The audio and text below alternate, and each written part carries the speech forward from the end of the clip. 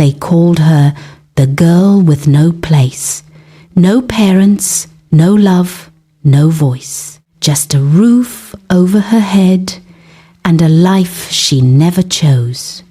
But one day, the same people who ignored her would have to look up to her, because the girl they called nothing became the one who saved lives. Her name was Amara. No one knew exactly how she ended up in that house. Some said her parents had died. Others believed she was abandoned. But inside that house, none of that mattered. To them, she wasn't family. She was the help. Mrs. Delane made that clear every day. "You live here. You work here," she would say coldly.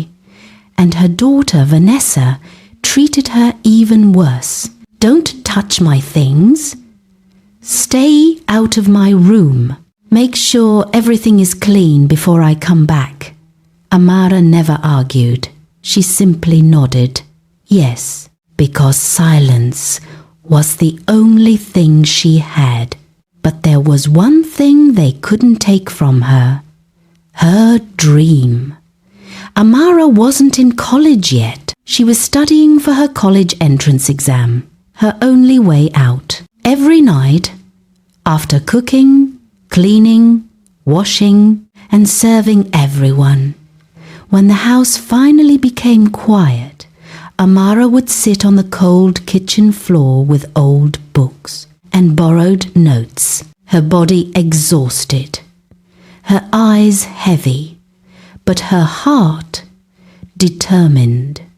Sometimes her study time was taken away as punishment. Sometimes her notes were thrown aside. Sometimes she fell asleep on her books. But every night she whispered, "Just pass the exam, and everything will change." One evening, Vanessa brought her boyfriend home, a wealthy man named Ethan Cole, confident, successful, but different. While Vanessa tried to impress him, Ethan noticed something no one else did. Amara, standing quietly in the corner, holding a tray, trying not to exist. Their eyes met, and in that moment, he saw her, not as a servant, but as a human being. Ethan said softly. Amara froze. No one had ever said that to her before. Later that night, he found her studying. "You're preparing for something?" he asked. "My entrance exam," she said quietly. He sat down. "Show me." For the first time, someone wasn't ordering her. Someone was helping her. Part 5. A connection grows. Ethan began helping her more. He noticed everything. How she ate last, how tired she was, how hard she tried. One night, frustrated, she whispered, "I'm not smart enough." Ethan looked at her firmly. "No, you've just never been given a chance." And slowly, something inside her began to heal. But Vanessa noticed, and she was furious. "Why are you helping her? She's nothing." Ethan paused. "Nothing?" he repeated. Vanessa rolled her eyes. "She's just someone we took in." That moment changed everything, because Ethan realized the woman he thought he loved had no kindness, no compassion, no heart. Amara never asked for anything, but with Ethan, she felt seen, valued, safe, and slowly they fell in love. Not loudly, but deeply. When Mrs. Delane found out, everything exploded. "You think you can steal my daughter's boyfriend?" she shouted. Amara cried. "I didn't. Get out!" That night, Amara was thrown out. No money, no home, just a small bag and her books. But she wasn't alone.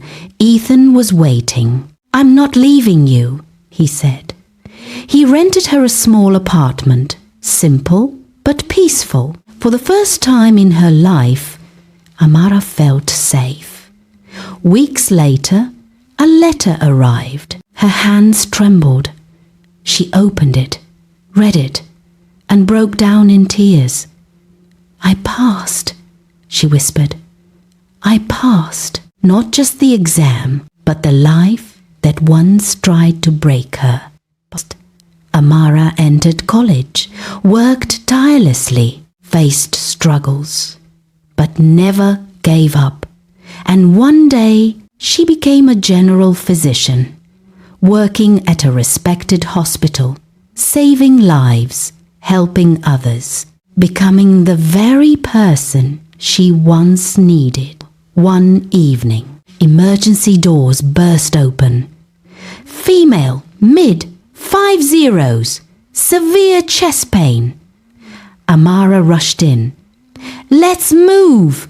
The patient was placed on the bed. Amara stepped forward and froze, because lying there was Mrs. Delane. Mrs. Delane opened her eyes and saw Amara. Shock filled her face. "You," she whispered. But Amara stayed calm, professional. "Ma'am, stay still. We are going to take care of you.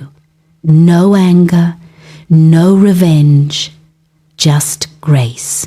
As the team worked, Mrs. Delane couldn't stop staring. The girl she once called nothing was now the doctor saving her life.